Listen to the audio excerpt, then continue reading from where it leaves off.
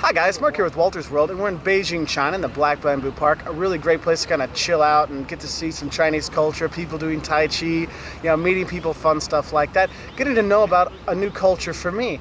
And one of the things for companies need to know is how do we kind of gauge different cultures we go to, different countries we go to. And what happened was Geert Hofstede came up with a kind of a model of different criteria of cultures, so you can see, well, what do we need to do? How can I introduce new products there? Or, how do I manage my people when I'm there? And so he went out around to a bunch of IBM places all around the world and did a bunch of surveys, and he came up with all these ideas and all these things, and he broke it down into 4 main parts. Now, it's been expanded to 5, maybe even 6, but I'm going to talk about the main 4 and then 1 extra one. So let's get started. The first dimension of culture that he talks about is power distance. Basically, you have either high power distance or low power distance.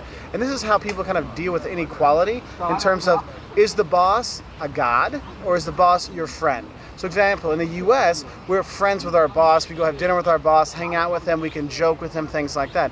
So other countries, like Venezuela, where there's a very high power distance, your boss says do it, you say yes sir, and there's not much discussion with it. So you expect to be told what to do. Now if you're going to a high power distance country to do work, you need to realize that you can't be buddy-buddy. You can try, but people don't accept it as much. So you want to make sure you do have kind of that kind of level between people. Okay, if you're going to a low power distance country, realize that it's going to be a lot more friend stuff, and you can't dictate to people as much as you do in a high power distance one. Okay.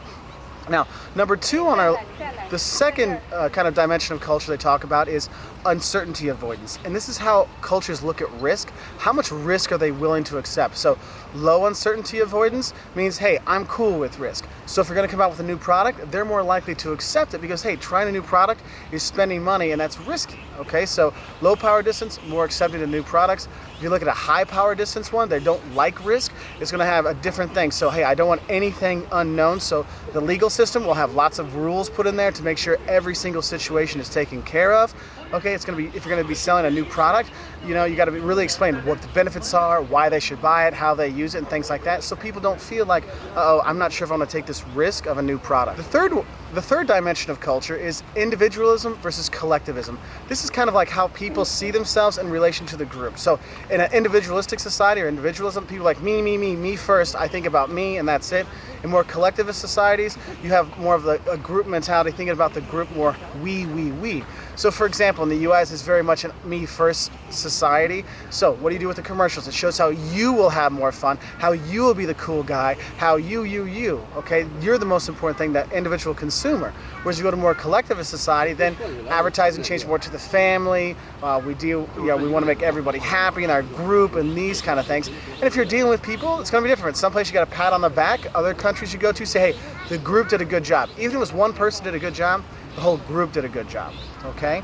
Now, the fourth dimension of culture is masculinity versus femininity. And this is basically, well, one of the ways you can look at it is your gender roles in society, but also kind of, it sounds very sexist how they describe it. Basically, you're looking at, feminine equality and traditional feminine values versus traditional masculine values. Like power first is masculine and getting along is feminine, but that's the way they decided. And one of the ways that you also look at it in terms of equality among people in the sexes. So like Sweden, men, women, their prime minister or their, we're working together, everyone's the same level, everyone has the same kind of place. So that's a feminine society. So there's more equality in the workplace, more let's get along, stuff like this. Whereas you have a more like kill, mentality. It's more of a masculine society, so a male-dominated society. And it's gonna be an issue because if you're going to countries that, different sexes are viewed in different ways, it will be hard to do things. And I'm not saying it's right, I'm just saying you have to know it as a company how to deal with these things. Now, so those are the 4 main ones, the traditional ones. So you have, power distance, uncertainty avoidance, individualism versus collectivism, and masculine versus feminine societies. Now those are 4 main ones. Then there's a 5th one that's been come up, it's called time orientation. How is the culture look? Is it short-term stuff, like let's do it now, instant gratification, or is it more long-term? I realize I have to build things up. And you can see that in country, like in the US, it's a very short-term thing. So everyone's looking for now, I want my payoff now, okay? I want to get paid now, I need that pat on the back today.